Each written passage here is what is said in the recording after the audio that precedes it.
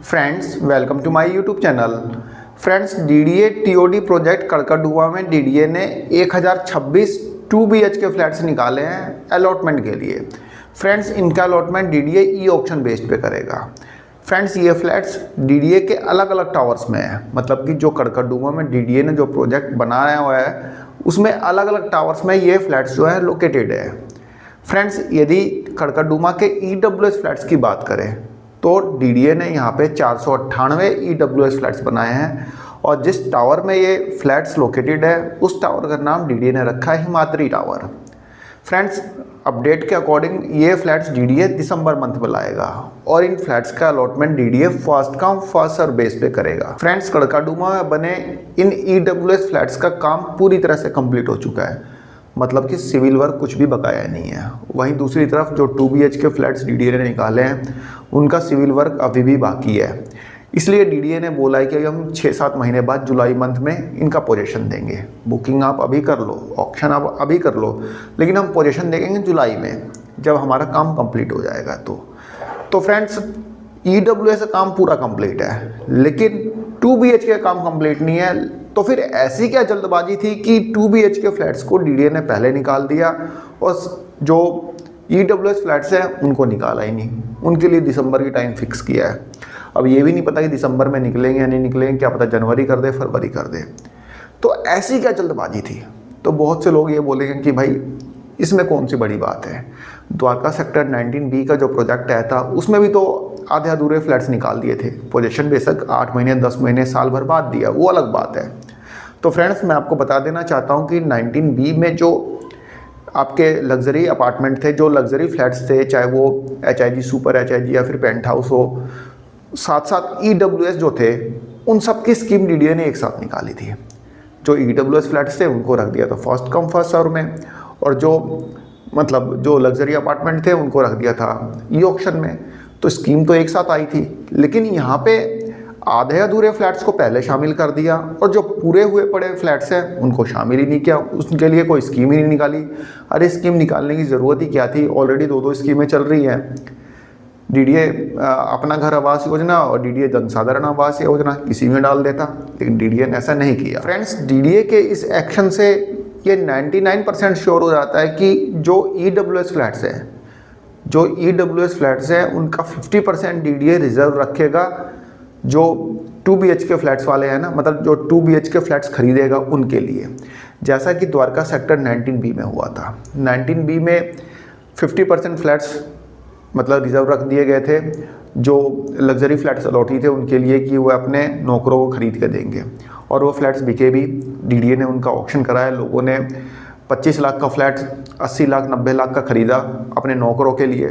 Same वही कहानी यहाँ पे होनी है, इसलिए डीडीए ने यहाँ पे मतलब इन फ्लैट्स को नहीं निकाला। अब आप बोलेंगे क्या बात कर रहे हो, क्या बकवास कर रहे हो, झूठी र्यूमर फैला रहे हो, यूजलेस बातें कर रहे हो। फ्रेंड्स मैं आपको लॉजिक दूंगा क्या क्यों मतलब मैं ऐसा बोल रहा हूँ, इसके पीछे कुछ ना कुछ तो रीज़न है, तभी तो बोल रहा हूँ। फ्रेंड्स बहुत से लोगों का ये कहना होगा कि यदि डीडीए ऐसा करता है कि भाई 50% फ्लैट्स को यदि 2 BHK वालों के लिए रिजर्व कर देता है, उनके सर्वेंट्स के लिए रिजर्व रख देता है, मतलब कि उनको ऑक्शन में बेचता है, तो भाई द्वारका सेक्टर 14 के जो MIG अलॉटीज़ हैं वे लोग फिर खड़े हो जाएंगे कि भाई द्वारका में ऐसा क्यों नहीं किया, TOD में ऐसा क्या है कि यहाँ पे कर रहे हो। द्वारका में भी 50% फ्लैट्स को होल्ड करना चाहिए था सेक्टर 14 में, TOD में क्यों कर रहे हो? भाई उनकी बात बिल्कुल जायज़ है, उनकी बात बिल्कुल, भाई वहाँ पे कर रहे हो तो यहाँ पे भी करना चाहिए। भाई उनके पास एक केस का रेफरेंस आ जाएगा ना कि हम आपने यहाँ पे 2 BHK वालों के लिए किया और हम भी तो 2 BHK वाले हैं, हमने भी तो ऑक्शन में ख़रीदा है, तो हमारे साथ ऐसी पार्शलिटी क्यों? फ्रेंड्स मैं आपको बता देना चाहता हूँ कि जनसाधारण आवास योजना 2025 के लॉन्चिंग से पहले, मतलब कि लॉन्च तो हो चुकी थी लेकिन 22 तारीख को जो बुकिंग होनी थी उससे पहले MIG अलॉटीज़ पहुँचे हुए थे Delhi high court Dwarka sector 14 के। क्यों पहुँचे थे? कि द्वारका सेक्टर 14 में जो EWS फ्लैट्स निकाले जा रहे हैं उनको स्टे किया जाए, वह हम खरीदेंगे ऑक्शन में अपने सर्वेंट्स के लिए, क्योंकि हम यहाँ पे लग्जरी फ्लैट्स अलॉटीज़ हैं। तो उनकी बात बिल्कुल सही थी। दिल्ली हाई कोर्ट में केस किया, वहाँ पे सुनवाई हुई, मैंने आपको बताया भी था इस केस के बारे में। तो वहाँ पे डीडीए का वकील ने बोला कि भाई आप लग्जरी फ्लैट्स अलॉटी नहीं हो, आप MIG हो, मिडिल इनकम ग्रुप वाले हो, और मिडिल इनकम ग्रुप पे DDA जो है, जो रिजर्व प्राइस रखता है उसमें कुछ सब्सिडी देता है, तो सब्सिडी आपको दी है तो अब क्या बात के लग्जरी फ्लैट्स अलॉट हुए हैं, इसलिए हम आपको EWS फ्लैट्स नहीं दे सकते, आपके लिए रिजर्व नहीं रख सकते। तो ये तो बात हो गई द्वारका सेक्टर 14 की। अब बात आती है यहाँ पे कड़काडूमा की, तो कड़काडूमा में ये डेफिनेशन कैसे बदल जाएगी भाई? कड़काडूमा में भी तो 2 BHK फ्लैट्स है, कड़काडूमा में EWS कैसे उनके लिए रिजर्व रख दिए जाएंगे? तो यहाँ तक तो बात बिल्कुल क्लियर है। लेकिन मैं ऐसा क्यों कह रहा हूँ, इसके पीछे सबसे बड़ा रीज़न क्या है? उसके पीछे सबसे बड़ा रीज़न है DDA का ब्रोशर। फ्रेंड्स, यदि आप DDA के ब्रोशर को ध्यान से पढ़ेंगे, DDA का ब्रोशर जो कि उसने TOD प्रोजेक्ट के लिए निकाला है ऑक्शन के लिए, DDA ने कहीं भी मेंशन नहीं किया है MIG। DDA ने MIG शब्द का इस्तेमाल ही नहीं किया है। आप DDA के पिछले कितने साल के भी ब्रोशर देख लीजिए, 5 साल, 10 साल, 15 साल, जहाँ 2 BHK फ्लैट्स आए हैं वहाँ पे DDA ने MIG शब्द का प्रयोग किया है, लेकिन यहाँ पे DDA ने MIG शब्द का प्रयोग किया ही नहीं है। हर जगह 2 BHK लिखा है, और 2 BHK का मतलब है 2 कमरों का फ्लैट। इसको सुपर रिच भी ले सकता है, रिच भी ले सकता है, और मिडिल वर्ग भी ले सकता है। DDA ने यहाँ पे MIG और 2 BHK में काफ़ी बड़ा डिफरेंस पैदा कर दिया है। ये जगलरी ऑफ वर्ड्स है, मतलब कि शब्दों का जादूगर DDA को बोलना चाहिए। यहाँ पे DDA ने 2 BHK लिखा है, कहीं भी MIG नहीं लिखा, तो इससे ये साफ साफ पता चलता है कि DDA यहाँ पे इन फ्लैट्स को ऑक्शन में लाएगा, 50% फ्लैट्स को, जो कि लग्जरी फ्लैट्स अलॉटीज यानी कि 2 BHK वालों के लिए होंगे, और बाकी के 50% EWS वालों को अलॉट किए जाएंगे। फ्रेंड्स, यहाँ पे DDA को पता था कि यदि 2 BHK फ्लैट्स जो हम निकाल रहे हैं इसके साथ साथ EWS में निकाल देते हैं और 50% फ्लैट्स को स्टे कर देते हैं जो 2 BHK अलॉटीज़ होंगे उनके लिए, तो यहाँ पे एक बड़ी कंट्रोवर्सी पैदा हो जाएगी। द्वारका सेक्टर 14 वाले दोबारा पहुँच जाएंगे, बोलेंगे भाई ये तो MIG वाले हैं, इनको क्यों 50% इनको दिया जा रहा है। बाकी लोकनायकपुरम वाले भी खड़े हो जाएंगे, बाकी EWS वाले भी खड़े हो जाएंगे, वो तो ये बोलेंगे भाई ये भी MIG हैं, तो इनके लिए क्यों रिजर्व किया जा रहा है।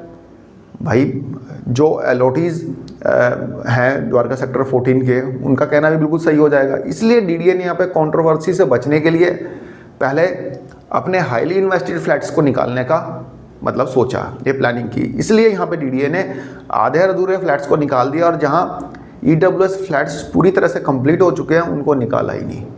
अब देखिए उनको दिसंबर में निकालता है तो 50% फ्लैट्स निकालता है कि पूरे 100% फ्लैट्स निकालता है। लेकिन DDA का ब्रोशर तो यही इंडिकेट कर रहा है कि हाँ भाई 2 BHK लिखने का मतलब है ये लग्जरी फ्लैट्स हैं, इनको लग्जरी मान के चलेगा DDA, क्योंकि DDA ने कहीं भी MIG वर्ड का प्रयोग नहीं किया है। खैर देखना है, जब स्कीम आती है तो 498 flats first come first serve में आते हैं या फिर 249 फ्लैट्स आते हैं, ये तो आने वाला टाइम ही बताएगा। फिलहाल जैसा कि DDA का ब्रोशर इंडिकेट कर रहा है, आप लोग भी समझ सकते हैं ये चीज़ कि ये फ्लैट्स MIG वालों के लिए तो नहीं है। और जैसे इनकी कॉस्ट रखी है भाई, 2 करोड़ कॉस्ट रखी है, रिज़र्व प्राइस तो 2 करोड़ रुपए रिज़र्व प्राइस MIG वालों के लिए तो हो नहीं सकते। बाकी ऐसे तो कॉस्ट द्वारका सेक्टर 14 में भी बहुत गई थी बिडिंग होने के बाद, लेकिन वहाँ पे DDA ने जो डेफिनेशन कोर्ट में बताई MIG का मतलब है सब्सिडाइज फ्लैट, कुछ ना कुछ तो सब्सिडी दे रखी है। तो यहाँ पे तो DDA सीधा सीधा बोल देगा भाई ये तो 2 BHK है, MIG है ही नहीं। अब देखते हैं जब EWS फ्लैट्स आते हैं तो कितने फ्लैट्स DDA लेके आता है, 50% लाता है कि पूरे 100% लाता है, ये तो आने वाला टाइम ही बताएगा। फिलहाल मेरी तरफ से एक छोटी सी इन्फॉर्मेशन थी, आई होप आपको पसंद आई होगी। धन्यवाद, नमस्कार।